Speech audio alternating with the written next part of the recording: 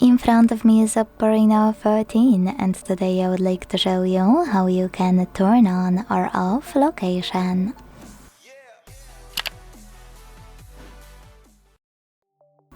To manage location quickly, here's how I do it on all devices I'm testing and my personal OPPO device.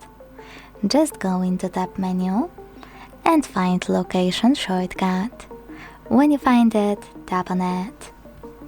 As you can see, mine is blue, which means that location is enabled.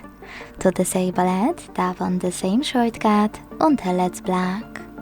But if you have a bit of time, you can always go into Settings and scroll to find Location section here.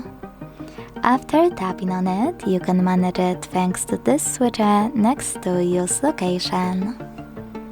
Thanks so much for watching. If you enjoyed this video, don't forget to leave a like, comment and subscribe.